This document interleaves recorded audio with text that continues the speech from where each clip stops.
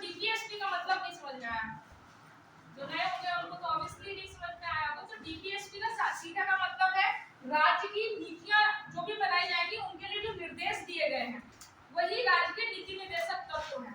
मतलब जैसे से हमारी ड्यूटीज है ना, कुछ फंडामेंटल ड्यूटीज आपने पढ़ी होंगी, ऐसी राज्य की भी अपनी कुछ ड्यूटीज निर्धारित की गई हैं। तो वो ड्यूटीज ही कहीं ना कहीं राज्य के नीति निर्देशक तत्व हैं।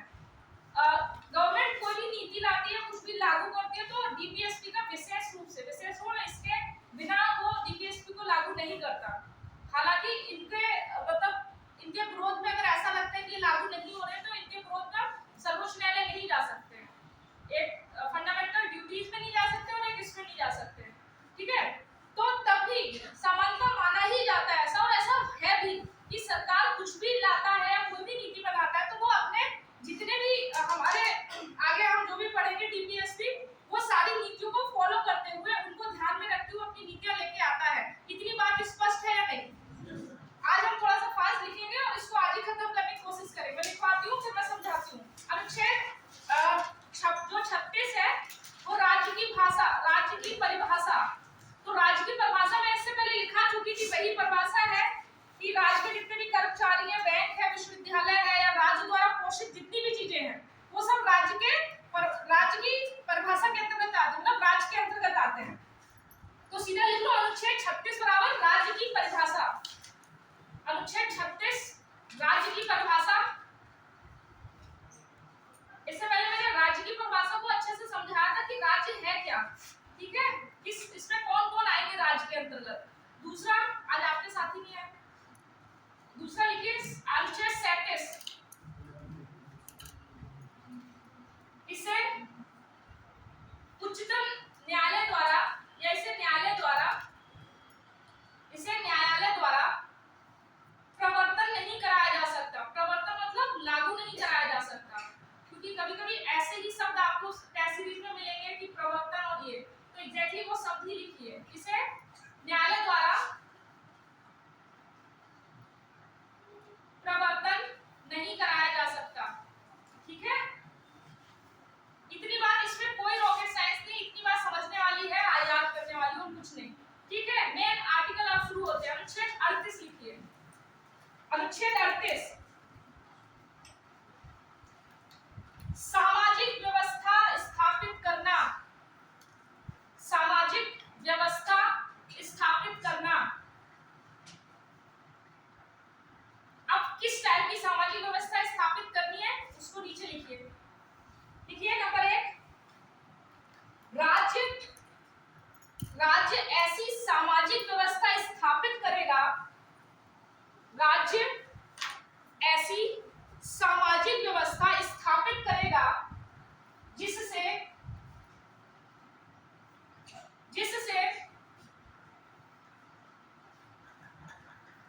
समाज में सामाजिक, आर्थिक एवं राजनीतिक, जिससे समाज में सामाजिक,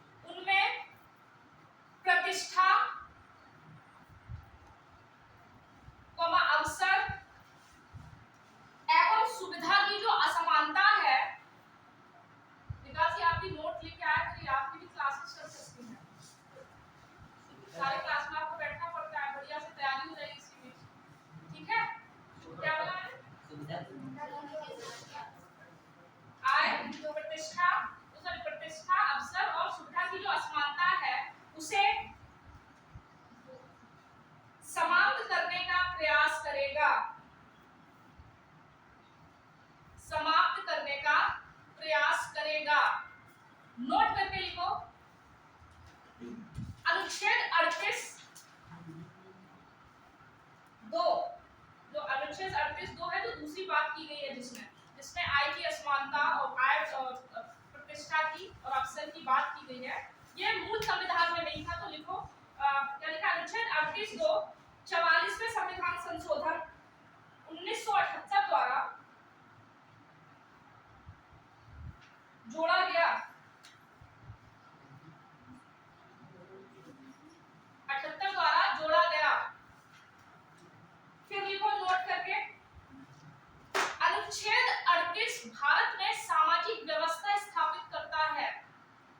अनुच्छेद 38 भारत में सामाजिक व्यवस्था स्थापित करता है, अर्थात भाग 4 का सीधा संबंध या डीपीएसपी का, अर्थात भाग 4 कोष्टक में नीति निर्देशक तत्व की बात हो रही है। भाग 4 आगे बैठो, क्या भाग 4 क्या लिखा, का सीधा संबंध अनुच्छेद 38 से है।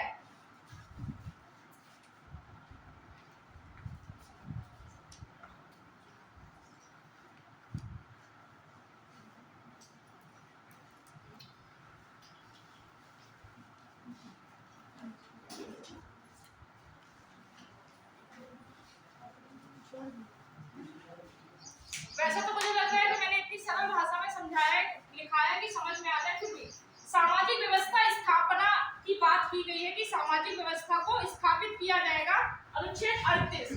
कभी भी अगर आपसे पूछता है कि डीपीएसपी में सामाजिक व्यवस्था का संबंध किससे है, तो वैसे तो बहुत सारे हैं, लेकिन जो डायरेक्टली जो पूरे को समाहित किए हुए हैं वो आर्टिकल 38 है। और किस प्रकार की सामाजिक व्यवस्था, वो याद रखना। पहले केवल एक ही सामाजिक व्यवस्था थी। क्या सामाजिक व्यवस्था थी कि हम एक ऐसा माहौल बनाएंगे, हम एक ऐसी सामाजिक व्यवस्था स्थापित करेंगे जो किस पे आधारित होगी, सामाजिक आर्थिक न्याय पर आधारित होगी। ये बात समझ में आई। फिर हमने 44वें अमेंडमेंट द्वारा हमने दूसरी एक सामाजिक व्यवस्था जोड़ी। वक्त के अनुसार उन्हें लगा कि ये सामाजिक व्यवस्था होनी चाहिए। ये इसलिए जोड़ी ताकि सरकार इनको भी ध्यान रखे। क्या ध्यान रखे, आय की असमानता को दूर करेगा। किसको, आय की असमानता की बात की गई।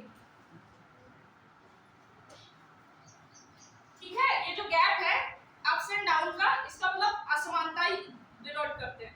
तो आय की असमानता को दूर करेगा और साथ ही साथ क्या करेगा, आपको अवसर की समानता दी जाएगी, आपकी प्रतिष्ठा आपकी अपनी होगी, आपको सुविधाओं में कोई भी प्रकार की भेदभाव नहीं किया जाएगा। इतनी सी बात समझ में आई। अब हमको थोड़ा सा दिमाग दौड़ाओ। ऐसा कोई आपके दिमाग में आता है कि सामाजिक न्याय के लिए कुछ किया गया हो या फिर आय की असमानता के लिए कुछ किया गया हो, गवर्नमेंट कर रही हो?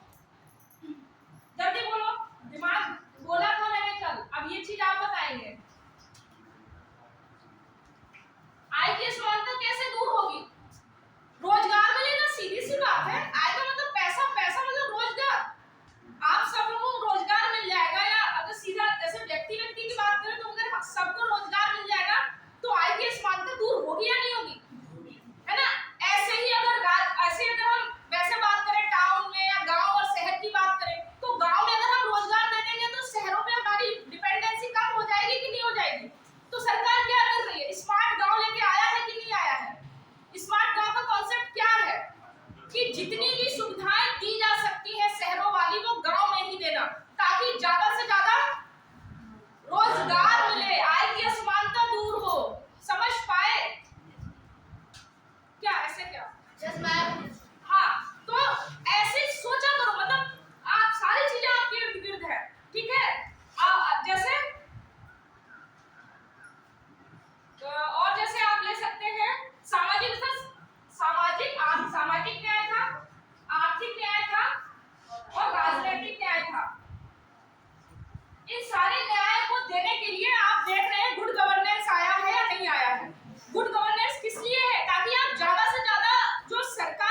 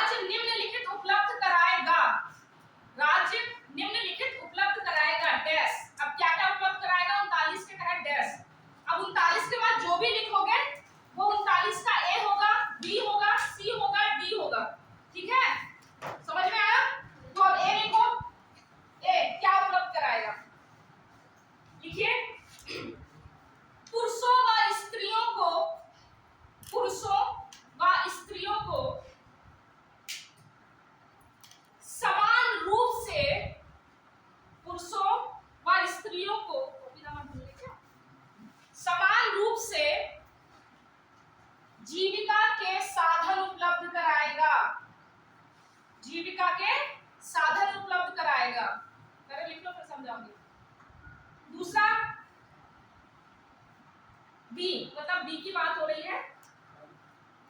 बी लिखिए, समुदाय के भौतिक संसाधनों का, समुदाय के भौतिक संसाधनों का स्वामित्व व नियंत्रण, स्वामित्व व नियंत्रण इस प्रकार होगा जिसमें ज्यादा से ज्यादा सामूहिक हित को साधा जा सके, सामूहिक हित को साधा जा सके, अर्थात भौतिक संसाधनों का, अर्थात भौतिक संसाधनों का वितरण। ठीक, सी लिखिए, समुदाय के भौतिक संसाधनों का स्वामित्व व नियंत्रण इस प्रकार होगा जिससे सामाजिक हित को साधा जा सके, अर्थात भौतिक संसाधनों का वितरण, भौतिक संसाधनों का वितरण। सी लिखिए, आर्थिक व्यवस्था इस प्रकार चलेगी, आर्थिक व्यवस्था इस प्रकार चलेगी जिससे धन और उत्पादन के साधनों का, आर्थिक व्यवस्था इस प्रकार चलेगी जिससे धन और उत्पादन के साधनों का सर्वसाधारण के लिए, सर्वसाधारण के लिए उत्पादन, धन और उत्पादन के साधनों का सर्वसाधारण के लिए अहितकारी ना हो, अहितकारी ना हो, अर्थात धन एवं उत्पादन के साधनों का संकेंद्रण रोकना, अर्थात धन एवं उत्पादन के साधनों का संकेंद्रण रोकना। ठीक, नोट करके लिखिए, 39 बी और सी, 39 स्मॉल बी और सी, मतलब ये दो हमने बात की है ना, 39 बी सी को के आधार पर, 39 बी सी के आधार पर बैंकों का राष्ट्रीयकरण किया गया, 39 बी सी के आधार पर ही बैंकों का राष्ट्रीयकरण किया गया।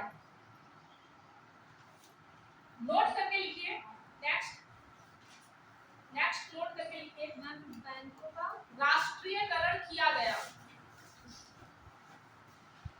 नेक्स्ट पॉइंट लिखिए नोट करके, 25वें संविधान संशोधन 1971, 25वें संविधान संशोधन 1971 द्वारा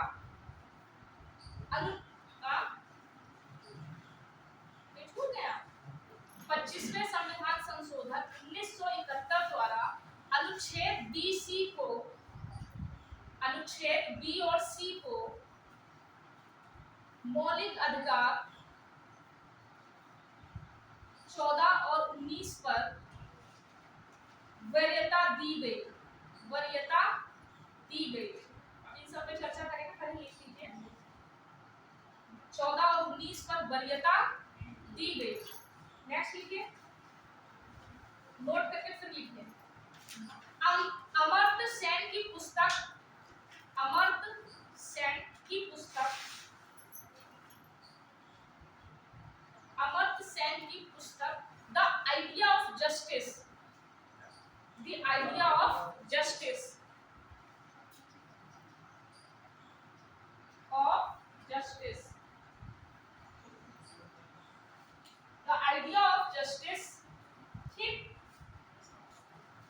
में कहा गया, तो बहुत बड़ी बात कही गई इस बात को, में कहा गया कि भारत में संसाधनों की कमी नहीं है, भारत में संसाधनों की कमी नहीं है, बल्कि वितरण की समस्या है, बल्कि वितरण की समस्या है। 39 डी लिखिए अब, अभी कैपिटल को स्मॉल ही चल रहा है। 39 डी, 39 डी, ठीक है। 39 डी लिखिए, पुरुषों और स्त्रियों दोनों को, पुरुषों और स्त्रियों दोनों को समान कार्य के लिए समान वेतन दिया जाएगा। समान कार्य के लिए समान वेतन दिया जाएगा। 39 की,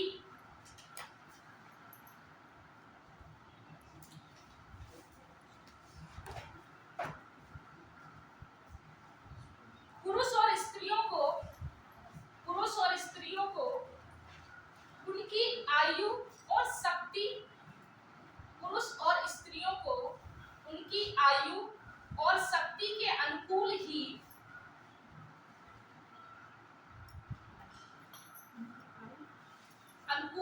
कर्मचारी के रूप में रखा जाएगा या काम कराया जाएगा। कर्मचारी के रूप में रखा जाएगा या काम कराया जाएगा। साथ ही बच्चों की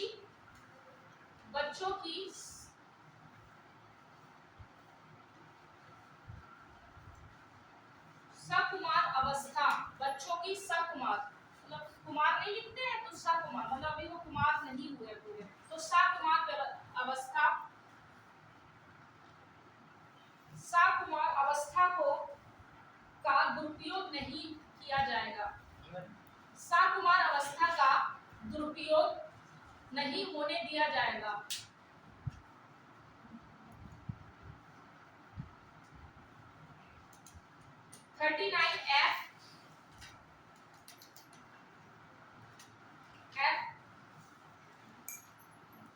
बच्चों की गरिमा को बनाए रखा जाएगा।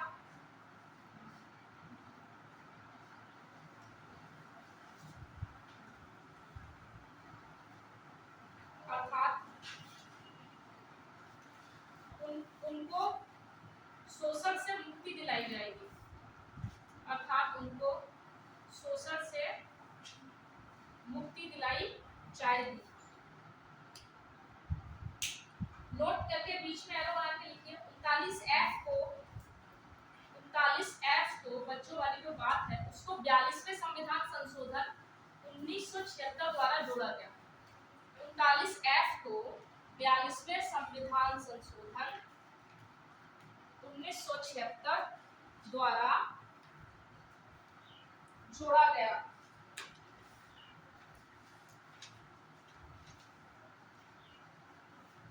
अच्छा,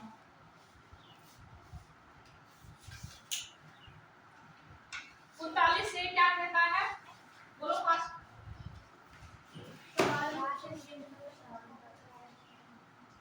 कौन सा साधन?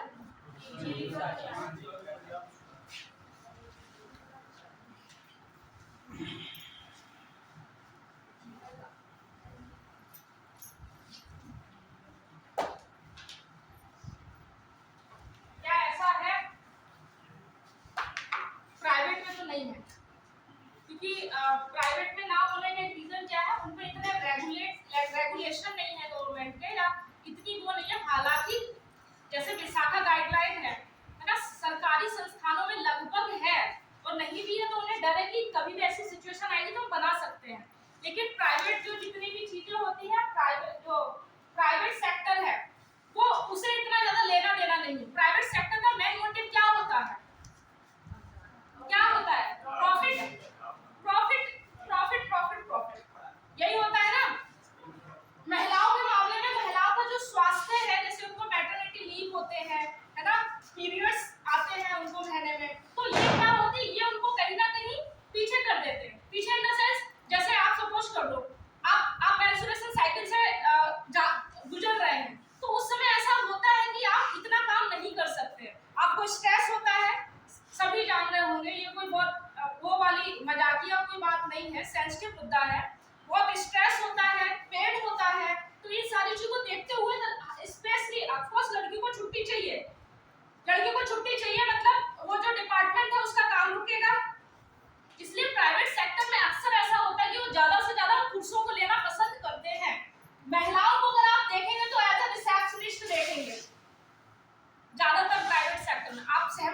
नहीं है। आज भी महिलाओं को ऐसा मनोरंजन परक के रूप में ही माना जाता है। क्यों आप एक बहुत बड़े पद पर, एक अच्छा खासा महिलाओं का वर्ग एक बहुत बड़े पद पर क्यों नहीं है? क्यों आज तक हमारा उच्चतम न्यायालय की मुख्य न्यायाधीश अभी तक कोई महिला क्यों नहीं हो पाई? समझ रहे हैं इस बात को? तो अभी ये लड़ाई बड़ी लंबी जाने वाली है, नो डाउट होगी एक दिन, लेकिन उसके लिए आप लोगों को आगे आना पड़ेगा। तो प्राइवेट सेक्टर की बात करें तो वहां पे तो इसलिए तो कहते हैं, अगर आप जैसे आप घर में हैं, आपकी बहन को प्राइवेट नौकरी करनी है, तो आप बहुत कुछ सोच के मना कर देते हैं। आप कह देते हैं ना, मतलब बहन हो या कोई भी आपकी वाइफ हो कोई भी, तो आप यही सोच के तो मना करते हैं कि प्राइवेट सेक्टर बहुत खराब है, बहुत काम लेता है और आपका स्वास्थ्य कभी कभी रेस्ट मांगता है, नो डाउट, ठीक है। इसीलिए तो मैटरनिटी लीव दिए जाते हैं, इसीलिए तो दिए जाते हैं। गवर्नमेंट में अच्छा है, इसीलिए ज्यादातर फैमिली चाहती है कि जो लड़कियां हैं वो गवर्नमेंट सेक्टर में आए, और ज्यादातर लड़कियां आपको अध्यापिका मिलेंगी, अच्छा खासा, ठीक है, वो क्योंकि आराम की नौकरी है, आराम से पढ़ाने जाओ और आ जाओ, अच्छी सैलरी है ना, अच्छी आपको लीव मिलते हैं।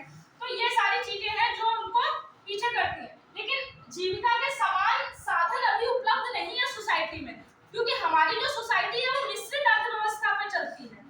मिश्रित अर्थव्यवस्था मतलब पूंजीवाद भी होंगे और सरकार का भी होगा अपना हाथ, तो सरकार वाले सेक्टर में तो हमें खुद आना पड़ेगा। मैं नहीं कहती आपको कि आप प्राइवेट सेक्टर में जाओ, लेकिन सरकार के सेक्टर में आने के लिए मेहनत चाहिए, तो इस वाले सेक्टर में आओ, गवर्नमेंट वाले सेक्टर में आओ। तो जीविका के गवर्नमेंट में हालांकि आप देख होंगे मनरेगा होगा, स्त्री पुरुष दोनों को मिलता है, ऐसा है क्या कि घर में किसी एक ही व्यक्ति को मिलता है, घर के सभी सदस्यों को मिलता है? ये मुझे नहीं पता। आप लोग, अगर आप लोगों को कोई आइडिया, परिवार में सिर्फ एक सदस्य को, हर परिवार में एक को मिलता है, हर परिवार में एक ना, ये वो तो मैं जानती हूँ, एक ही परिवार के एक ही सदस्य को मिलता है, सदस्य को मिलता है परिवार के हेड में, चाहे वो पुरुष लेना चाहे या स्त्री लेना चाहे, दोनों से कोई एक। हाँ, वो मतलब सरकार भेदभाव नहीं करती। तो आप देख रहे, तो आपके हितैषी सबसे ज्यादा कौन है? गवर्नमेंट है ना, और सबसे ज्यादा आहित कौन करता है? आप लोग खुद करते हैं। आपको सब पता है, अब प्राइवेट सेक्टर में जो एक बार चला गया वो गवर्नमेंट सेक्टर में नहीं आ पाता, क्योंकि भाई अच्छी खासी वो मेहनत लेते हैं। तो मैं वही कहूंगी, आपके पास बहुत अच्छा समय, बहुत अपने आप को लकी समझो, अच्छा समय है, अच्छा कर सकते हैं, अच्छा आप पढ़ सकते हैं, अभी बहुत अच्छा समय है, और एग्जाम भी बहुत ज्यादा, नेक्स्ट टाइम में एग्जाम बहुत मन से देना। दूसरा क्या था, बोलो।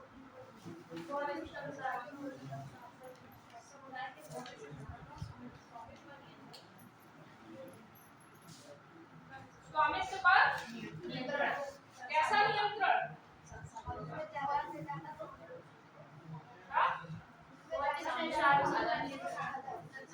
हाँ, जब भी हमारे जितने भी स्वामित्व होंगे, भौतिक स्वामित्व, जो भौतिक संसाधन है, भौतिक संसाधन जल हो गया, वायु हो गई, आपकी जमीन हो गई, या जो भी पेड़ पौधे, जो भी, उसमें किसका नियंत्रण होगा? सरकार का नियंत्रण का मतलब सामाजिक हित होगा। जिन जिन चीजों में सरकार का नियंत्रण होता है, वहां पर मेन मोटिव क्या होता है? कल्याणकारी राज्य की स्थापना करना है, सामाजिक हित साधना। इसीलिए प्राइवेटाइजेशन जो हो रहा है उसमें इसीलिए तो ज्यादा परेशान है, क्योंकि जो प्राइवेट सेक्टर है वो तो अपने हिसाब से करेगा, और फिर सरकार भी उसमें बोल नहीं सकती।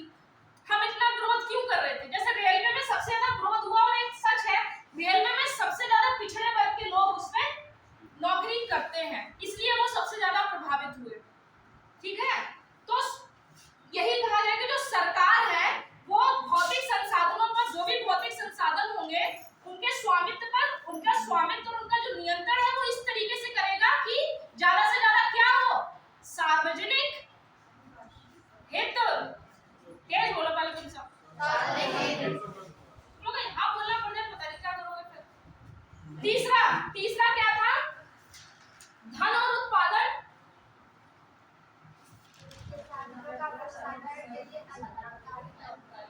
धन उत्पादन के साधनों पर, साधनों का संकेंद्रण,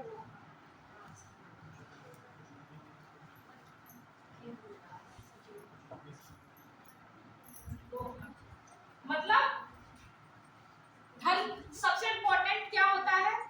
पैसा और उत्पादन। जो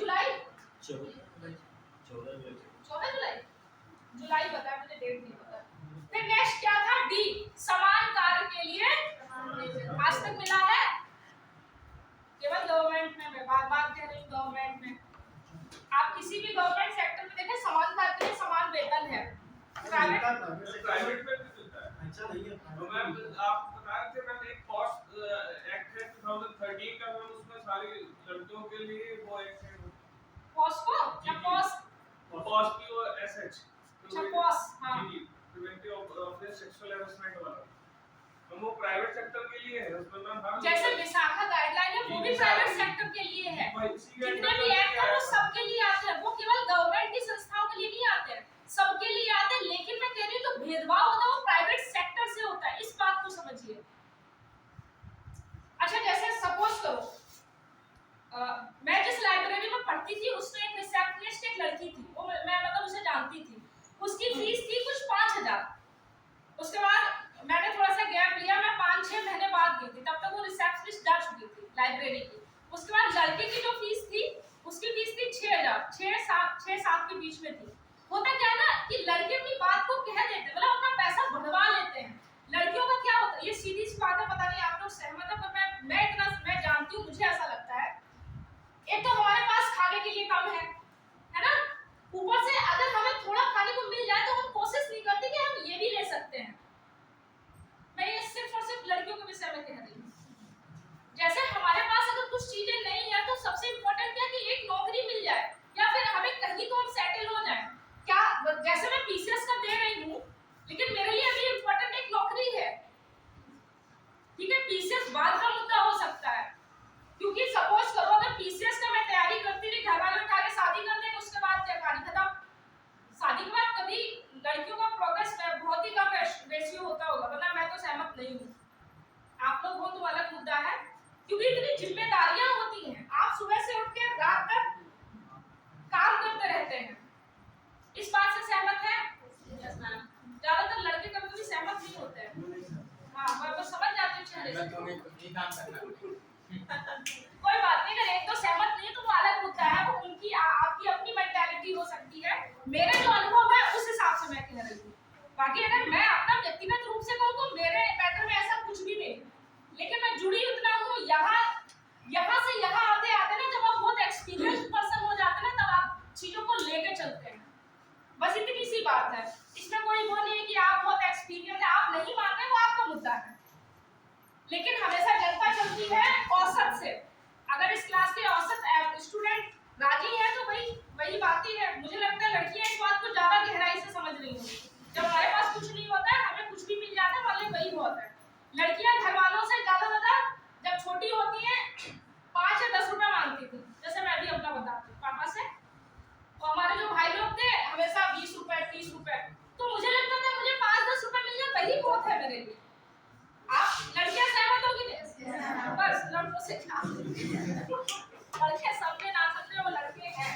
चलिए फिर उसके बाद क्या था, समान कार्य के लिए समान वेतन। हालांकि इस पर बहस चल रही है कि इसको राइट दिया जाए, ठीक है। नेक्स्ट लिखिए 39A। अब ये 39 ये वाला ए है, कैपिटल वाला 39 ये 39 के अंदर थे, अब ये 39A ये क्लॉज है। इस क्लास के एक दो लड़के बड़े कट्टर रहते हैं, नहीं ऐसा है ही नहीं, कैसे मालूम? आपके घर में कौन है? आपके घर में कौन है? मेरे घर में? हाँ आपके घर में। मेरे घर में मम्मी पापा और एक छोटी सिस्टर है, छोटा भाई। अच्छा एक छोटी सिस्टर है ना, अभी जब बड़ी हो जाएगी तब वो आपसे सवाल जवाब करेगी। हालांकि आप उसे सवाल जवाब करने के लिए स्वतंत्रता देना, तो वो कर पाएगी। मैं ज्यादा बातचीत नहीं करती। बहुत अच्छे, आप किस रास्ते जा रहे हैं, आपको ये आइडिया नहीं है। ये बहुत गलत है ये, मतलब आप इस तरीके से कह रहे हैं, जो आप ये कह रहे हैं तो आप करने में क्या होंगे? ऐसा नहीं, मतलब मुझसे छोटी, लेकिन मैं उनसे बात करूँ थोड़ा एजुकेशन है आपको? हमने नहीं तो मुझे लगा मैं बाकी छोटा वाला भाई बात करता है, मैं कम बात करना चाहता हूँ। अच्छा अपना बड़ापन बनाए रखने का चाहता हूं। बड़ा तो की बात मैं कम बात करना चाहता हूँ।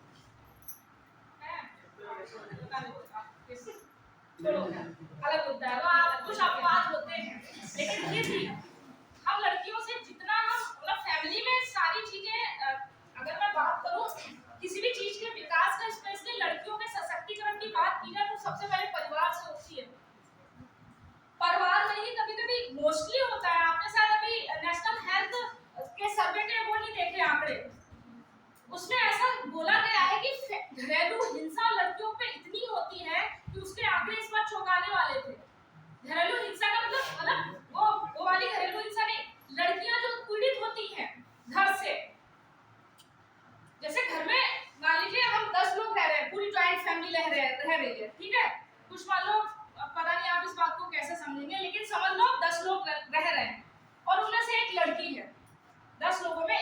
होती है, यहाँ परिवार का मुद्दा नहीं है, परिवार के और बाकी भी सदस्य, रिश्तेदार और ये सब की बात होती है। अगर उनमें से किसी ने भी लड़की को गलत तरीके से देखा या छेड़ा, है ना, क्या आपको लगता है वो लड़की कभी बता पाएगी घर में? नहीं बता पाएगी। मैं अपनी भी ले लूं, अगर मैं उस एज में होती तो मैं भी नहीं बता पाती। ऐसा सच है, ये सच है। और अब जैसे अगर हम बड़े भी हो जाएं, अब अगर अभी की भी बात की जाए तो अभी भी नहीं हम इतने वो हैं कि इसकी सारी गलती फैमिली की है, लड़की की नहीं। एक पता नहीं आपने वो सुना कि नहीं, दिव्य कीर्ति सर कह रहे थे, एक लड़की थी, उसके साथ रेप हुआ था, गांव की लड़की थी, उसके साथ रेप हुआ था। तो उसने बोला था कि सर, दिव्य कीर्ति सर से मिलने आई थी, उसने बोला था सर मुझे पता है कि अब मैं ये बात अपने घर में किसी को नहीं बताई, आज तक नहीं बताई, आप पहले व्यक्ति जिसको मैं बता रही हूँ। और सर मैं बस इतना चाहती हूँ कि मैं पुलिस में आना चाहती हूँ। उस लड़की ने बहुत मेहनत की और वो आईपीएस है इस समय। समझ रहे हैं, जब बातें जब चीजें लग जाती है ना, सोचो आईपीएस अब हुई है ना, अब उसका सारा काम जो है वो इस चीज, ये जब सेंसिटिविटी आती है ना, तो इन मुद्दों को ऐसे ना जाने दिया करो, अपने ईगो पे ले लिया करो। मतलब होता है ये कि फैमिली में अगर इतने बंदे लोग हैं, हम नहीं कह पाते हैं, उसके लिए सबसे ज्यादा बहनें किसके करीब होती हैं? फादर से पहले भाई के करीब होती है बहनें। अगर बड़ी बहन है तो बहनें तो दोनों ही है ना, बड़ी बहन भी यही कहती है, बड़ी बहन से भी नहीं कह पाओगे जहां तक है। तो मैं बस इतना कहना चाहती हूँ कि अपनी शुरुआत, अपने अच्छे परिवार की शुरुआत अपने से करो। क्यों आप बहुत अच्छी सोसाइटी बनाना चाहते हैं या नहीं, तो अपने आप से क्यों नहीं, अपने घर से क्यों नहीं? वो सोसाइटी का जो पहला पॉइंट है ना, वो आपसे होना चाहिए। मैं जब छोटी थी, ऐसी बहुत सी चीजें हुई थी जो मुझे बहुत आहत करती थी, लेकिन मैं बहुत नालायक थी। नालायक इन द सेंस मैं बहुत गुस्सैल थी।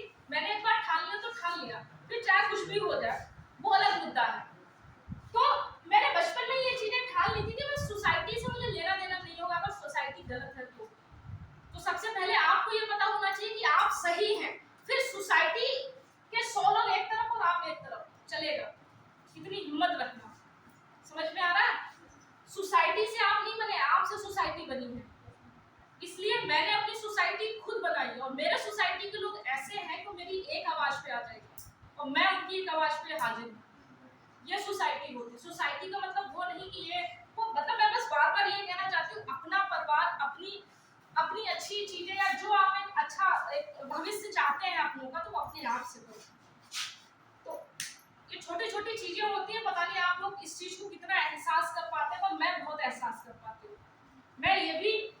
मुझे ये भी पता है कल को मैं कहीं भी पोस्टेड होंगी, उस एरिया का एक एक व्यक्ति मुझसे जुड़ा पाएगा। मैं इतना बेहतरी से काम करूंगी क्योंकि मैंने वो चीजें देखी हैं। इसलिए मैं ज्यादातर सफर जो है ना, लोकल हो या वो हो, जैसे नॉर्मली मैं एसी बस से भी आ सकती हूँ, जहाँ क्या होता है अपने स्टैंडर्ड के लोग होते हैं, आराम से बैठ के आओ, उतरो और चल दो। मैं हमेशा सामान्य बस पे आना पसंद करती हूँ, मुझे अच्छा लगता है। वो मेरा एक व्यक्तिगत मामला कह सकते हैं, या फिर मुझे ऐसा लगता है कि एक्सपीरियंस होल्डर हो जाते हैं आप, ये चीज देखते हैं, वो चीज देखते हैं। जैसे जैसे हम अपना स्टेटस मेंटेन करते जाते हैं ना, आप जमीन से छूट पीछे चले जाएंगे, फिर आपका अपना एक स्टेटस होगा। मेरे जैसे कुछ दोस्त थे, जब वो सिलेक्ट हुए थे तो भाई उसका स्टेटस बहुत ऊपर हो गया था, तो नो डाउट उसने हमारी दोस्ती तोड़ दी। आज वो डिस्ट्रिक्ट ऑडिट ऑफिसर है, महीने का 1-1.5 लाख रुपए आता होगा, नो डाउट। अब अभी हम लोग तो स्टूडेंट ही है ना, तो क्या हम लोग का तो स्टेटस कोई है नहीं उसकी नजर में, तो सीधी सी बात है, उसने मूव ऑन कर लिया, नो डाउट। मैं कहती किसी से नहीं। अभी जब ये सारी चीजें हुई, उसका एक भी मैसेज नहीं आया, जबकि वो मेरे ग्रुप में जुड़ी हुई है, उसने कभी मुझे नहीं बोला कांग्रेचुलेशन या कुछ भी, बधाइयां नहीं दी, कुछ भी रहो ना, बेस्ट ऑफ लक बोला। लेकिन मुझे ये पता है उसका स्टेटस जो है ना, पद और पैसे के पास आपके दोस्त आपके नहीं होते, सिर्फ पैसे के होते हैं। आपको अगर असली जिंदगी जीनी है ना, अपने उन्हीं 2-4 चड्डी वाले यारों के साथ जियो। सच में वही दोस्त होते हैं, वही परिवार होता है। तो कभी भी पैसा मिल जाए या नौकरी मिल जाए, कृपया करके घमंड मत करना, ठीक है? नेक्स्ट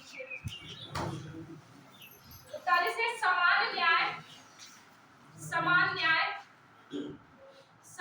न्याय एवं निःशुल्क विधिक सहायता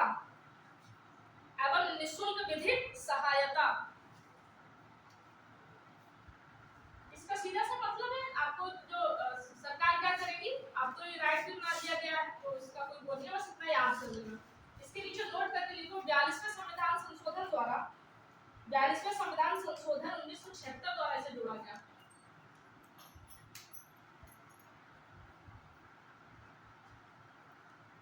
नेक्स्ट आर्टिकल 40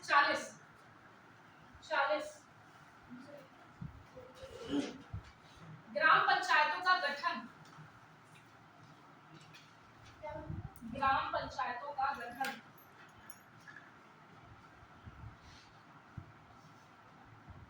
राज्य ग्राम पंचायतों के गठन को प्रोत्साहित करेगा। राज्य ग्राम पंचायतों के गठन को प्रोत्साहित करेगा। इसी को देखते हुए इसे संवैधानिक दर्जा दिया गया। 73वां संविधान संशोधन आया था, ग्राम पंचायत ये यही है, इन्हें संवैधानिक दर्जा दिया गया।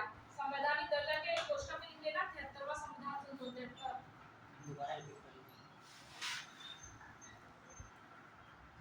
73वां संविधान संशोधन 1992 का है। ठीक, आगे यह अनुच्छेद गांधीवादी विचारधारा पर आधारित है। यह अनुच्छेद गांधीवादी विचारधारा पर आधारित है। आर्टिकल 41 हम इसी में गांधी जी ने कहा था रामराज गांव गांधीवादी उस पर आधारित। क्या कह रहे हैं आप, बोलिए क्या कहा था? रामराज गांव से शुरू हुआ।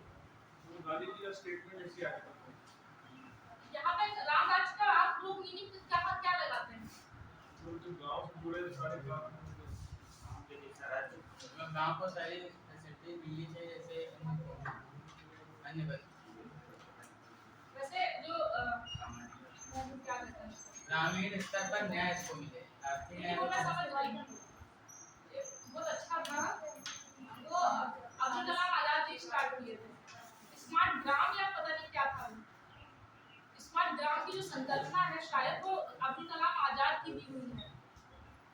खैर चलिए हम कहाँ हैं?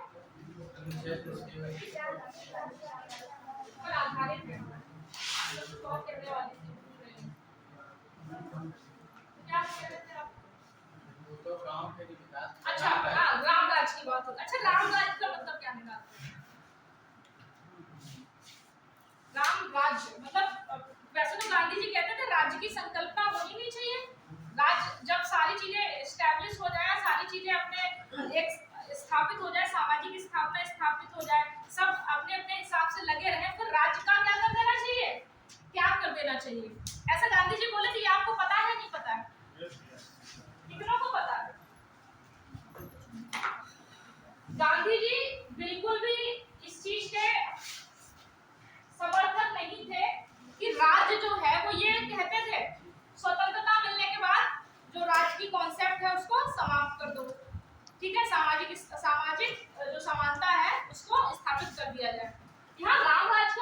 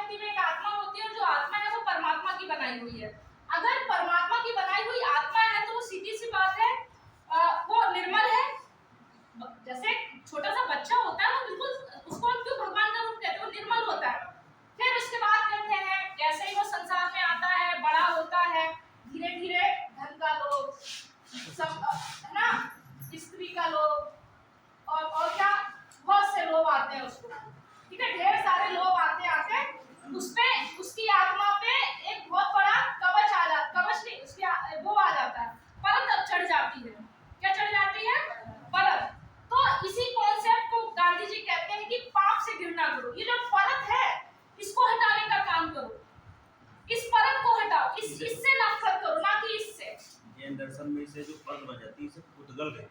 पुद्गल जैन धर्म में क्या कह रहे हो? जो मतलब जीव को चारों तरफ से घेर लेता है, हाँ। जो कवच लोभ या हाँ तृष्णा मोह माया, सब हाँ इसे उस भाषा में पुद्गल कहते हैं। पुद्गल, तो यही पुद्गल गांधी जी कहते थे इस पुद्गल को हटाइए, इस लोभ के हमारे पास लोभ तृष्णा ईर्ष्या पता नहीं क्या क्या हमने अपने आसपास लगा लिया, ये अभी भी कैसी है? निर्मल है। तो वो यही कहते थे, ये रामराज की बात होती थी। जिस दिन ये परत हट जाएगी हर व्यक्ति फिर से कैसा हो जाएगा? निर्मल हो जाएगा। जब सारे व्यक्ति जितने भी समाज में लोग हैं वो सब निर्मल हो जाएंगे तो क्यों किसी राज्य की कानून की आवश्यकता पड़ेगी? अब समझ में आया गांधी जी क्यों कहते थे? समझ पाया नहीं? तुम लोग डंडा लेके दौड़ाने वाला है। इतना देर बोलो तुम लोग। यहाँ निर्मल होने का मतलब है अपने कर्तव्यों का पालन करना। ठीक है, लिखो कहाँ थे? कौन सा? 39 है? 41 अनुच्छेद 41 काम शिक्षा और लोक सहायता पाने का अधिकार। काम कॉमा शिक्षा एवं लोक सहायता पाने का अधिकार।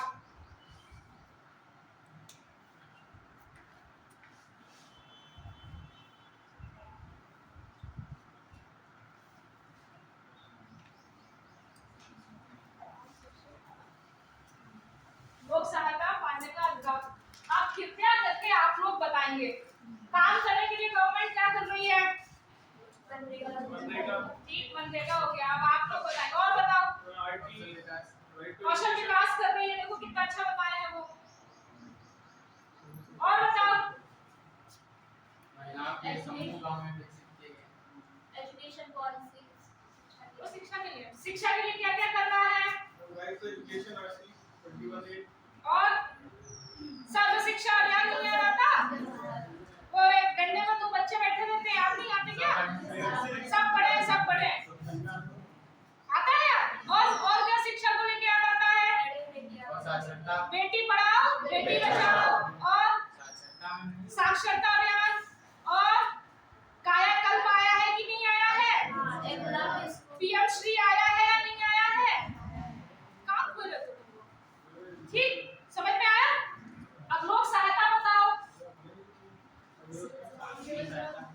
जैसे लोक सहायता मतलब लोगों को कौन से कानूनी सहायता अलग होता है। लोक सहायता जैसे विधवा पेंशन दे रहा है गवर्नमेंट, दिव्यांग पेंशन दे रहा है नहीं दे रहा है, छात्रवृत्ति कब देता है नहीं देता है, वो शिक्षा में आएगा। नहीं, तुमको तो कुछ नहीं मिला। ठीक है, उसके बाद कहा थी मैं दिव्यांग का फैमिली पेंशन मिल रही है ना? इतने सारी योजनाएं जैसे वंदे योजना आई है गवर्नमेंट की, बहुत पहले की है। ये सारी चीजें लोक सहायता के लिए है। किसान बीमा योजना पता नहीं फलाना, बहुत सारी योजनाएं आप रिलेक्ट कर सकते हैं। समझ पाए? नेक्स्ट लिखो। लिख लो, तुम लोग तो भूल भी जाओ। काम क्या है एरो लगा के लिख लो। मनरेगा हो गया, कौशल विकास हो गया, शिक्षा के आगे लिख लो साक्षरता मिशन, सर्व शिक्षा अभियान, बेटी बचाओ बेटी पढ़ाओ, तो पता नहीं क्या क्या। अब थोड़ा खुद भी सोचना। लोक सहायता में लिख लो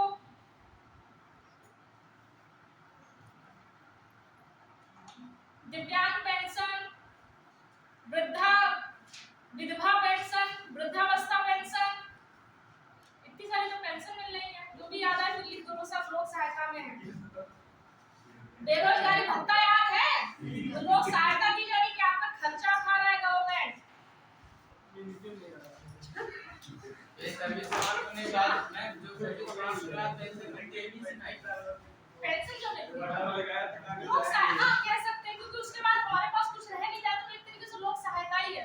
हम तो पेंशन हटा दी ना, पुरानी पेंशन बहाल होनी चाहिए। वैसे उससे बहुत लाभ मिलता है। जैसे गांव में ज्यादा लोग पढ़े लिखे नहीं होते, तो उनका एक व्यक्ति भी नौकरी करता होता तो उस पेंशन से उस पूरे घर का खर्चा चल रहा होता है ना? तो ये मुझे लगता है कि इसको बहाल कर देना चाहिए। अब मुझे नहीं पता क्यों नहीं कर रहे हैं, मगर रुक जाओ। आर्टिकल 42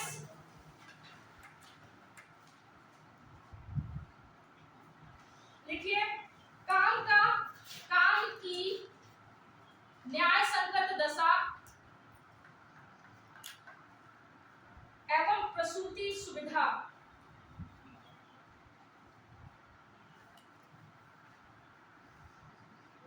प्रसूति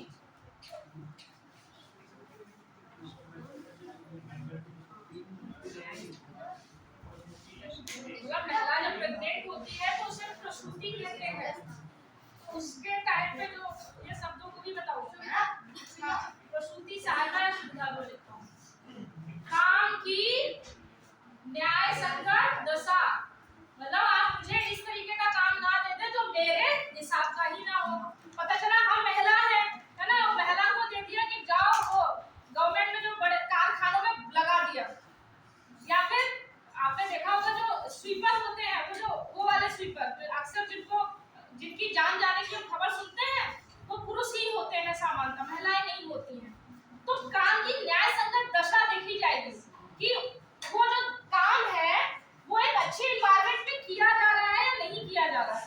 ऐसा नहीं कि आप महिलाओं को किसी में लगा दें, आप पुरुषों को भी किसी ऐसे संकट में उद्योगों में लगा दें।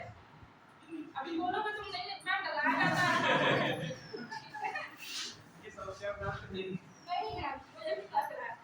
ठीक, तो इस बात को समझना है कि काम की न्याय संगत दशा होनी चाहिए। जब न्याय संगत दशा होगी तभी तो काम कर पाएंगे आप। पता चला एक कोई काम कर रहा है, वाली एक महिला कहीं काम कर रही है, उस एरिया में 10 उसके सहकर्मचारी हैं पुरुष, और वो 10 सहकर्मचारी उसको घूरते हैं, तो ये काम की न्याय संगत दशा हुई क्या? नहीं ना। तो काम की न्याय संगत दशा होनी चाहिए, हालांकि ये महिला पुरुष दोनों के लिए है। और साथ ही साथ प्रसूति सहायता, प्रसूति सहायता मतलब जब महिला प्रेग्नेंट होती है तो उसके समय में गवर्नमेंट कितनी सारी चीजें चला रहा है, बताओ तुम लोग। प्रसूति सहायता के बताओ क्या क्या सहायता हो रही है प्रसूति सहायता में। एक सेकंड रुको, मैं लिख तो लूं, फिर तब तो देखूंगी क्या क्या बता पा रहे हैं। चलो बताओ। 26 वीक की लीव में अच्छा ठीक है, अवकाश हो गया, मात्र अवकाश। और बताओ। और मैं वो पोषण के लिए वो पोषण मिशन चला रहे हैं। पोषण मिशन का सीधा सा मतलब है कि जो महिलाएं कुपोषित है, ज्यादातर हमारे में 55% महिलाएं कुपोषित हैं। तो आप सोचो 55% महिलाएं अगर कुपोषित है तो सशक्तिकरण की बात तो आ ही जाती है। पहले तो आप उनको खाना देने ढंग का, पोषण देने ढंग का, तब तो वो अपनी लड़ाई लड़ेंगी। तो पोषण मिशन चल रहा है, ठीक। तो पोषण मिशन को ऐसे जोड़ना कि ये मत सोचना पोषण मिशन का प्रसूति से क्या लेना देना। आंगनबाड़ी चल रहा है, आंगनबाड़ी में तो जो फर्स्ट एड की होती है, जो प्रारंभिक दवाएं होती है वो शायद देती है आंगनबाड़ी में। आशा वो आशा वो भी कुछ काम करती है। आशा हॉस्पिटल लेके जाती है, ऐसा समझना। और बाहर चल रहा है 102 वो तो सबकी एक मतलब उससे अच्छी नहीं है। तो आशा वो बुलाएगी ना, आशा वो बुलाएगी। उसके बाद और सोचो क्या किया जा रहा है। मातृ वंदना योजना आई है कि नहीं आई है? और अखबार नहीं पढ़ते तुम लोग। और बताओ, और सोचो क्या क्या हॉस्पिटल जाते तो और क्या क्या दिखता है।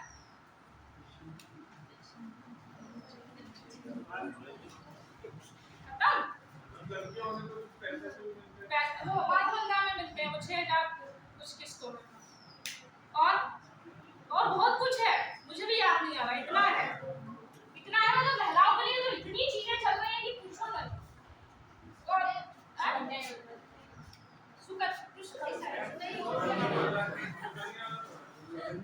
वो शिक्षा की ओर है, एजुकेशन शिक्षा, मतलब उनको आर्थिक सहायता दी जाएगी।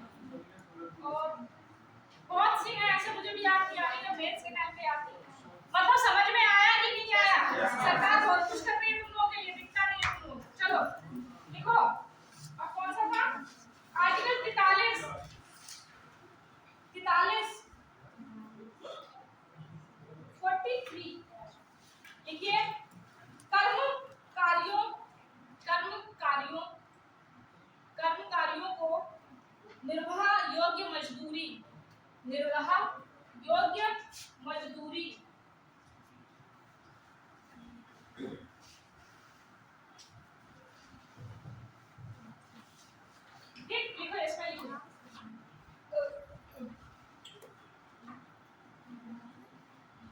राज्य निम्नलिखित राज्य निम्न प्रकार की सुविधाएं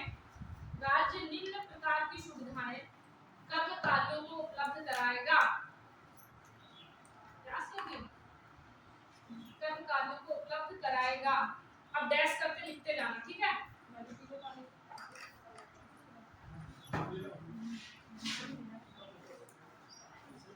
मैं फिर से एक बार थोड़ा सा देखो, मैं पानी पी लूं। राज्य निम्न प्रकार की सुविधाएं कर्मचारियों को उपलब्ध कराएगा।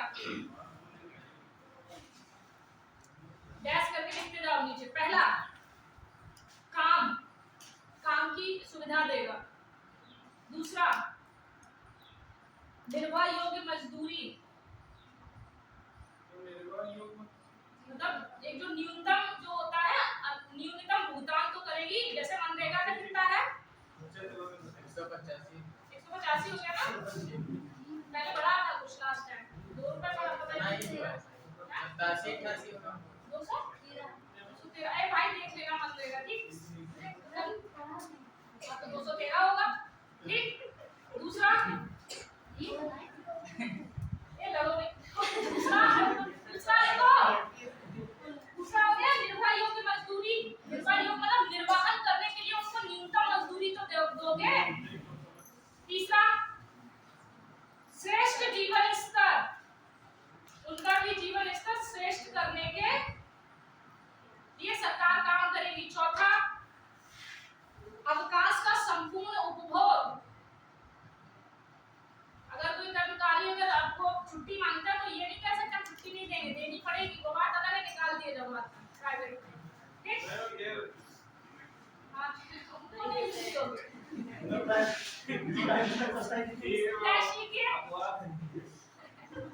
लिखो, क्या नाम है आपका? प्रशांत, ठीक है। चलो अब आपके टारगेट बन गए। नहीं, मैंने बोला था जो बच्चे ज्यादा शरारती और ज्यादा उद्यमी होंगे उनके नाम मैं बाद में याद कर दूंगी। लेकिन मैम ये शरारती भी तो नहीं है, उद्यमी भी तो नहीं है। यार हमें एकदम अकड़ के बैठे रहते हैं, मैं लिखूंगा नहीं। चलिए नेक्स्ट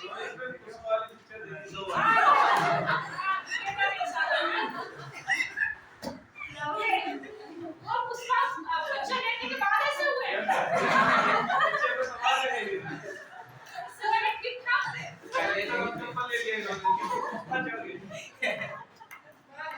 इसलिए कहते हैं फिल्मों का प्रभाव समाज पे पड़ता है।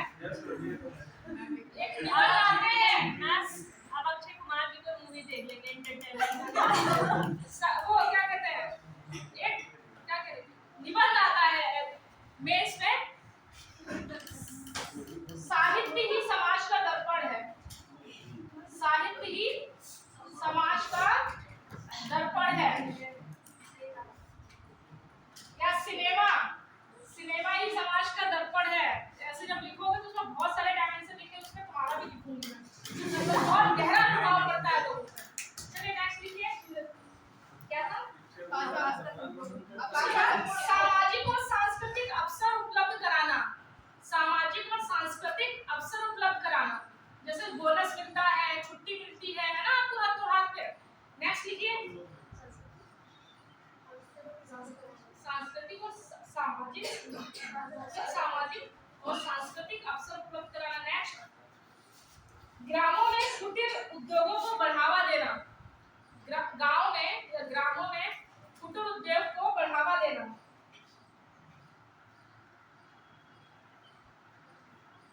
ये कुटीर उद्योग वाला है ना, इसमें क्वेश्चन में लिखो गांधीवादी विचारधारा, ठीक है। गांधीवादी विचारधारा कुछ है तो एक ये भी है।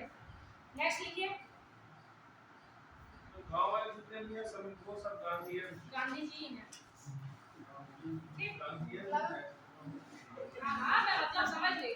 नेक्स्ट, तुमको आगे बैठाऊंगी किसी रखते हुए। नेक्स्ट लिखो, जो टीम बैठ जाते हो महात्मा गांधी के टीम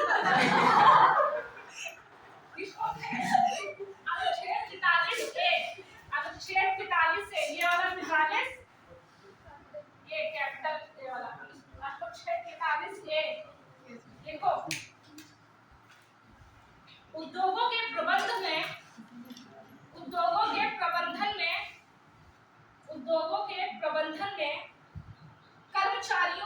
की भागीदारी,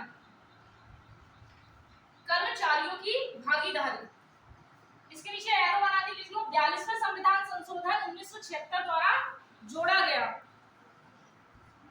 उद्योगों के प्रबंधन में कर्मचारियों की भागीदारी, एरो बना लो, इसे 42वें संविधान संशोधन 1976 द्वारा जोड़ा गया।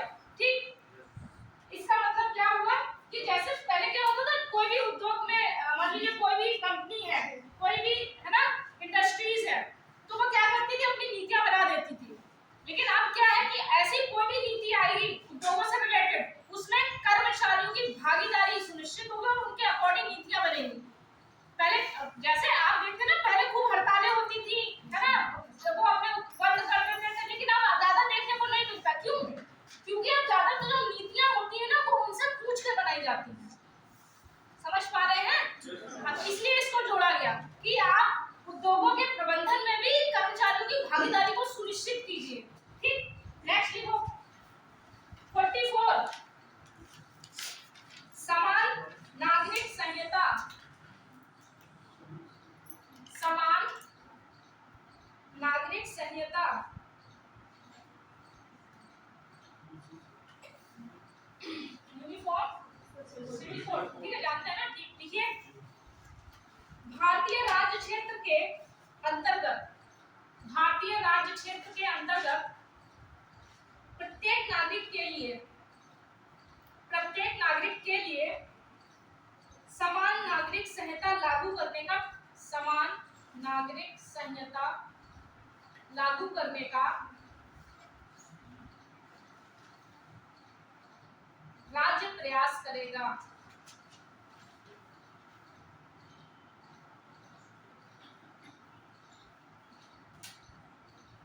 नोट करके लिखो, भारत का एकमात्र राज्य गोवा, नोट करके, भारत का एकमात्र राज्य गोवा है, भारत का एकमात्र राज्य गोवा है जहां समान नागरिक संहिता लागू है। एक्चुअली होता क्या है ना, जैसे हमारे जो व्यक्तिगत वो है, जैसे 3 मुद्दे, विशेष रूप से 3 ही मुद्दे ही होते हैं।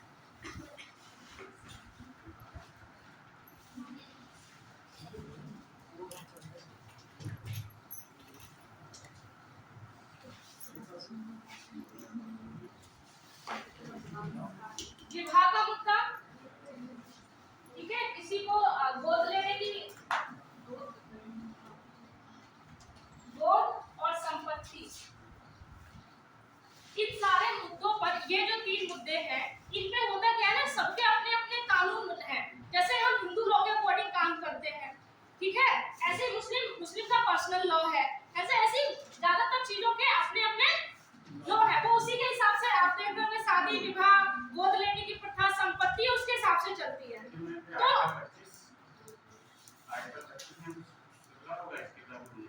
धार्मिक मुझे नहीं लग रहा, क्योंकि ऐसा हो सकता है, नहीं मुझे नहीं लग रहा होना चाहिए, लेकिन हाँ ये मुद्दा आता है कि धार्मिक स्वतंत्रता इसमें आहत होगी। जैसे जब हम कोई चीज धारण करते हैं उस हिसाब से काम करते हैं। जैसे विवाह है, मान लीजिए हिंदू धर्म हमने धारण किया, तो हम हिंदू रीति रिवाज के हिसाब से अपनी आगे वो करेंगे, उसको मानेंगे। ये मैरिज नहीं कर सकते क्या? कर सकते हो। सब बहस चलेगा, ऐसी चीज चलेगी क्या? उसकी इंटररिलीजन मैरिज नहीं होती। नहीं, क्यों नहीं हो सकती? लॉ मैडम, क्योंकि आप भी देखते हैं हिंदू मुस्लिम की शादी हो जाती है, बहुत, शाहरुख खान और गौरी को देख लो, क्यों नहीं होती? बिल्कुल ऐसे बहुत वो है, वो बात अलग है कि इस मुद्दे थोड़े से बहुत गर्म, वो बात अलग है, मुद्दे बहुत गर्म है, ठीक है, लेकिन अभी जितना है उतना समझो। इन तीनों मुद्दों पे सबके अपने लॉ हैं, सब अपने पर्सनल लॉ के अकॉर्डिंग काम करते हैं। तो वैसे तो जो आर्टिकल 44 को लागू होने में भी बहुत समय लगेगा, क्योंकि जब धर्म का मुद्दा आता है, विवाह और ये गोद और संपत्ति का मुद्दा आता है, तो हम क्या करते हैं, बहुत हो जाते हैं, संकीर्ण हो जाते हैं, और ये मुद्दे जब भी भड़काए जाएंगे जब चुनाव होंगे। ऐसे मुद्दे हमेशा आपको चुनाव के वक्त दिखेंगे। तो सीधा सा मतलब है, जब एक समान नागरिक संहिता आ जाएगी तो सबके साथ, कोई किसी का अपना लॉ नहीं होगा,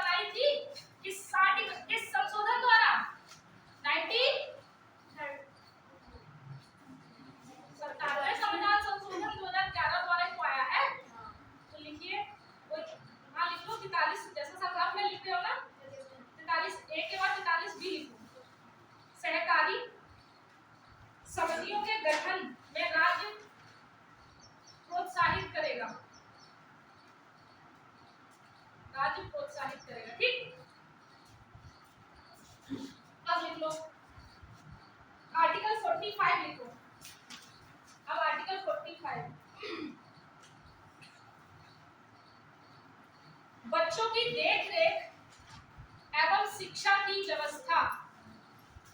फोटो अच्छी आती है विकास जी? बच्चों की देखरेख एवं शिक्षा की व्यवस्था इसको लिखो क्या है ये? 6 वर्ष से कम आयु वर्ग के बच्चों 6 वर्ष से कम आयु के बच्चों की प्रारंभिक बाल्यावस्था की देखरेख एवं उनकी शिक्षा की व्यवस्था राज्य करेगा।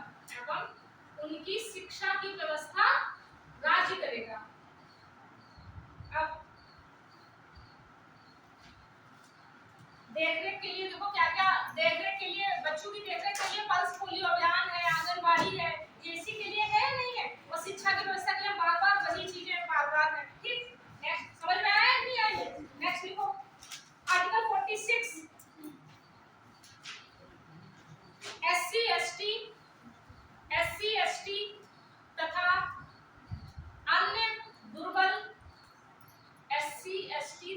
अन्य दुर्बल वर्गों की शिक्षा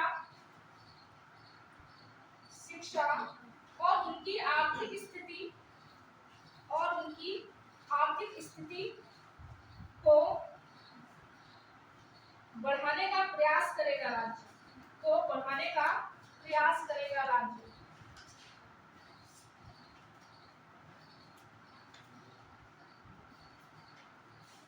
इसी नोट करके लिखो, इसी का सहारा लेते हुए ईडब्ल्यूएस लाया गया। ठीक,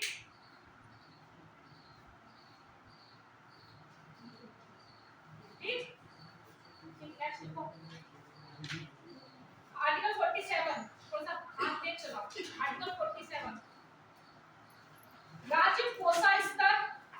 राज्य पोषाहार स्तर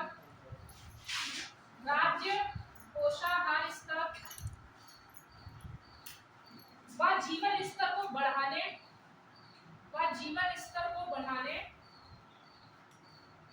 और लोक स्वास्थ्य में सुधार करने का प्रयास करेगा।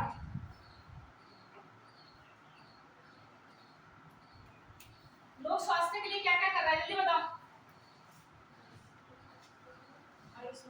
गुड, आयुष्मान भारत आया है और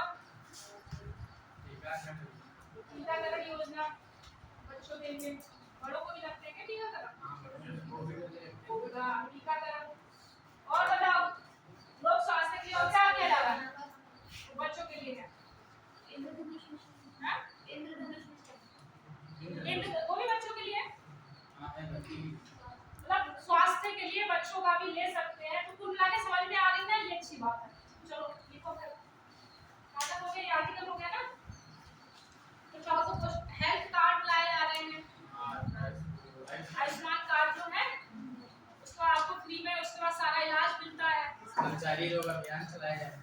हाँ, संचारी रोग अभियान, रोकथाम होते हैं। जैसे वो दस्तक याद है? जापानी इंसेफेलाइटिस को भगाने के लिए जो दिमागी बुखार है, गोरखपुर में अक्सर बाढ़ आ जाती है, तो वहाँ पे मच्छर और वहाँ संक्रमण की स्थिति ज्यादा होती है, तो वहाँ पे दस्तक अभियान चलाया गया था। ठीक, नेक्स्ट लिखो 48, आर्टिकल 48 कृषि व पशुपालन को संगठित करने का प्रयास। कृषि व पशुपालन 5 मिनट एक्स्ट्रा। कृषि व पशुपालन को संगठित करने का प्रयास राज्य करेगा। अब इसके आगे 3 पॉइंट है, कैसे कैसे करेगा संगठित और वो। ठीक है, पॉइंट करके डालो। पहला पॉइंट, राज्य कृषि व पशुपालन को आधुनिक एवं वैज्ञानिक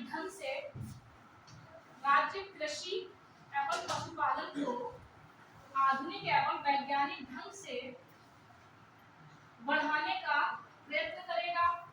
नेक्स्ट पॉइंट,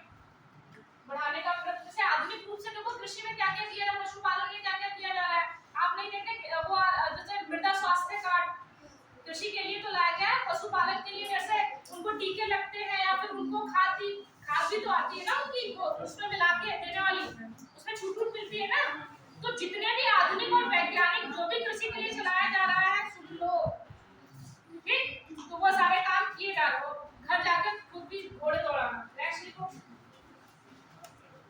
राज्य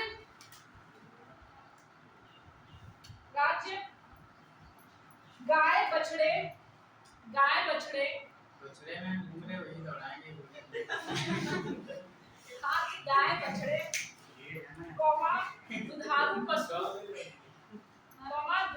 पशु गाय बछड़े कौमा दुधारू पशु तथा वाहक पशु, जिनसे हम इधर उधर जाते हैं, बैलगाड़ी, वाहक ले जाने वाला, वाहक पशु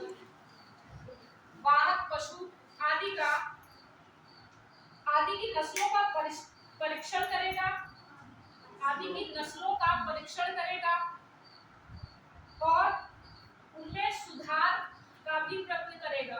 आप देखते नहीं, ये फलाना गाय की कितनी बड़ी वो है, स्ट्रॉन्ग वैरायटी है, ठीक है, भैंसों की कितनी अच्छी वैरायटी है, इतना दूध देती है, तो उनके नस्लों में परीक्षण किया जा रहा है, ठीक है, समझ पाए? मुझे यहाँ से जाके एक बॉटल पानी पीना पड़ता है, हालांकि पानी में कितनी कैलोरीज होती है, लोग क्या करते हैं। नेक्स्ट तीसरा पॉइंट, राज्य पशु वध को प्रतिबंधित करने का प्रयास करेगा। राज्य पशु वध को प्रतिबंधित करने का प्रयास करेगा, जैसे गौ हत्या है ना, अभी पशु वध को रोकने का प्रयास करेगा, जैसे लिख लो गौ हत्या पर रोक। तो बाकी जानवरों के भी रोक है कि जैसे आप किसी को मान, जैसे जानवरों के भी अपने राइट है, उनको हल्के में मत लेना। तो आपने कभी किसी कुत्ते को मार दिया, कोई हुआ ढंग का ले जाएगा। एक बार आपने पता नहीं पढ़ा होगा कि नहीं होगा, एक चूहे को एक आदमी ने मार दिया था बुरी तरीके, मतलब उसको फांसी की सजा दे दी उसने। उसे पता नहीं कौन सी मस्ती चढ़ी थी, उसने उसे फांसी की सजा दे दी, जबकि दूसरे व्यक्ति ने उसको रोका कि आप ऐसा नहीं कर सकते, पर वो नहीं माना। फिर उसने एफआईआर दर्ज कराई, टांगे घूम रहे हैं टांगे, तो वो सोशल मीडिया पे बहुत वायरल हो गया। तो सबकी अपनी गरिमा है, उनका हल्के में किसी को मत लेना।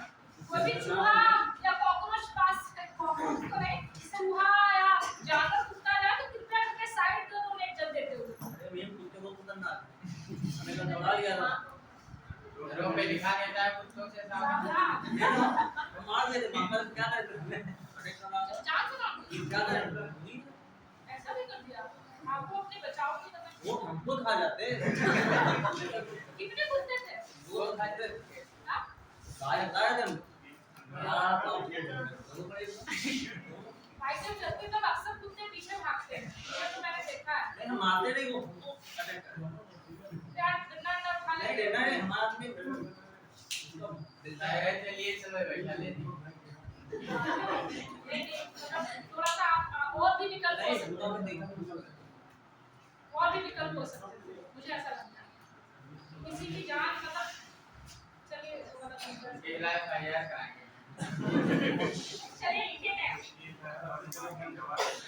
48A ये जोड़ा गया है, ए कैपिटल होगा, 48A, ये हमेशा कैपिटल को इन्वर्टेड फॉर्म में रखना।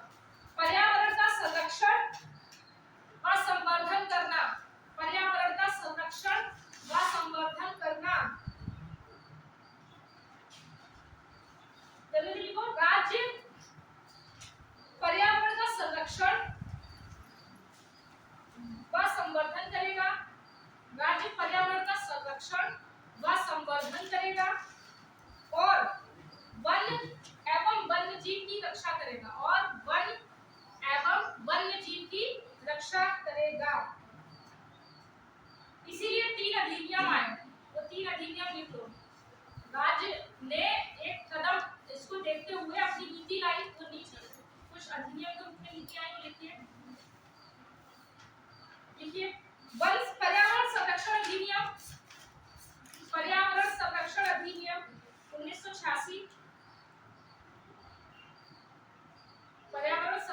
अधिनियम 1986, फिर वन संरक्षण अधिनियम, वन संरक्षण अधिनियम, वन है ना कि वन्य, वन संरक्षण अधिनियम 1980 और वन्य जीव संरक्षण अधिनियम 1972, वन्य जीव संरक्षण अधिनियम 1972 ये राज्य लेके आया। ठीक, समझ गई। नेक्स्ट लिखिए आर्टिकल 49, थोड़ा सा और आर्टिकल 49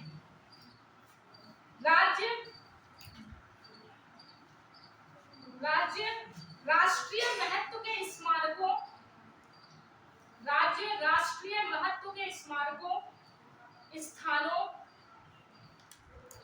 व वस्तुओं का संरक्षण करेगा, संरक्षण करेगा। इसी को देखते हुए आपकी ड्यूटी भी बनाई गई थी, है ना, कि आप राष्ट्रीय महत्व के जो भी स्मारक हैं उनका संरक्षण करेंगे। साथ ही राज्य की भी ड्यूटी है, आपकी भी ड्यूटी है। फिर लिखिए नीचे नोट करके, संरक्षण की नीति कौन लेके आया था स्मारकों और सबकी, नोट करके लिखो। नोट करके लिखो, लॉर्ड कर्जन द्वारा सर्वप्रथम, लॉर्ड कर्जन द्वारा सर्वप्रथम राष्ट्रीय महत्व के स्मारक, स्थान आदि को संरक्षित करने का प्रयास किया गया।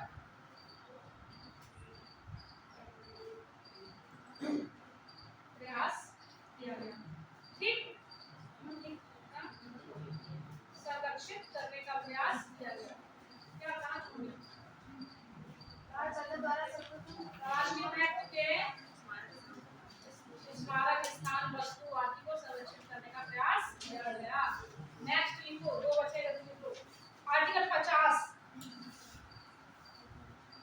कार्यपालिका का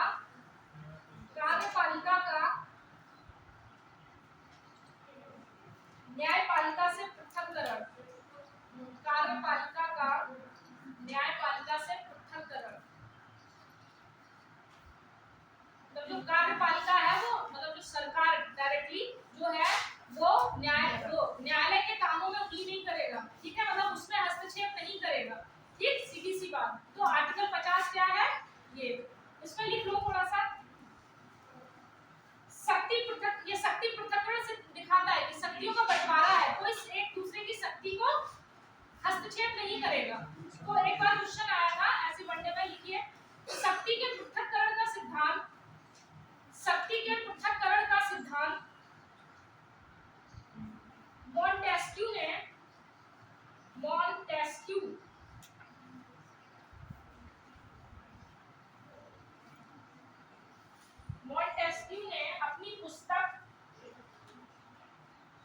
अपनी पुस्तक the spirit of law, the spirit of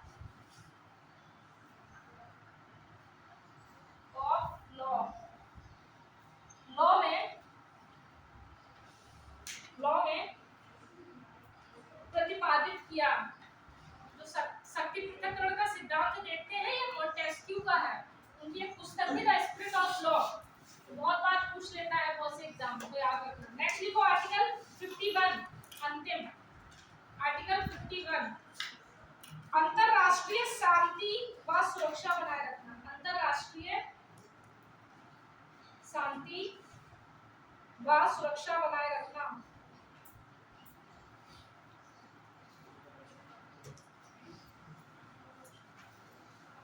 इसमें निम्नलिखित शामिल है। पहला, विभिन्न राष्ट्रों के बीच सम्मानपूर्ण संबंध स्थापित करना, सम्मानपूर्ण संबंध स्थापित करना,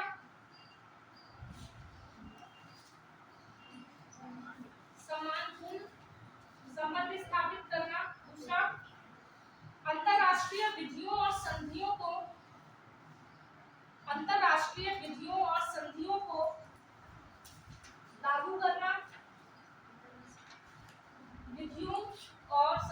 लागू करना, एवं उनका आदर करना।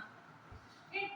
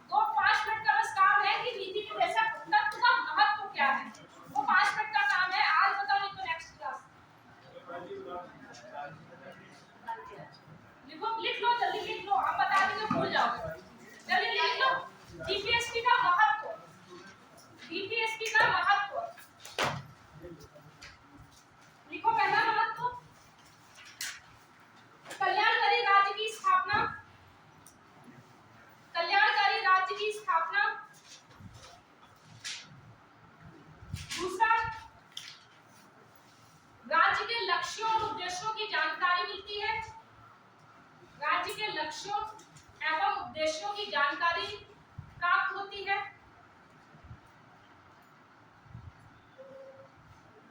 सभी सिद्धांतों के पीछे जनता की शक्ति, सभी सिद्धांतों के पीछे जनता की शक्ति, जैसे जितने भी सरकार शायद इनको लागू ना करे, क्योंकि ऐसा तो है नहीं हम इसमें कोर्ट जा सकते हैं, तो शक्ति कौन सी शक्ति है जो उनको लागू करने के लिए सरकार को प्रेशराइज करती है? जनता की शक्ति।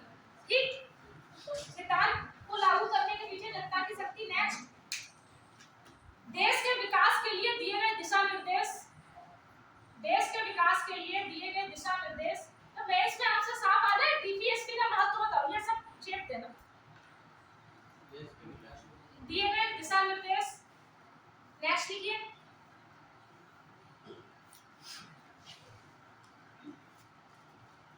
संविधान की व्याख्या में सहायक,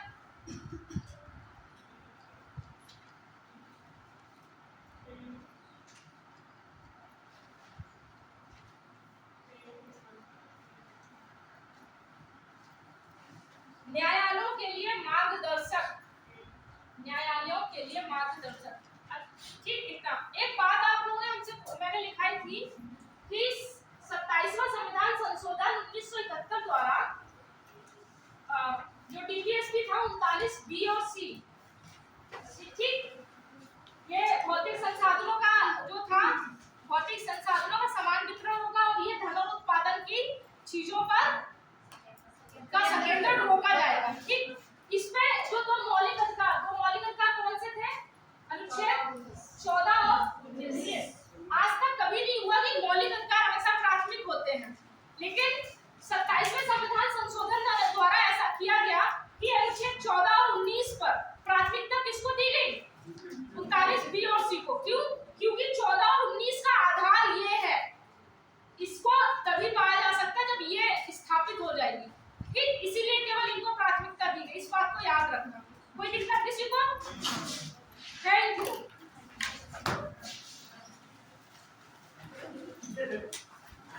ये तीनों आपके में रेडी रहते हैं।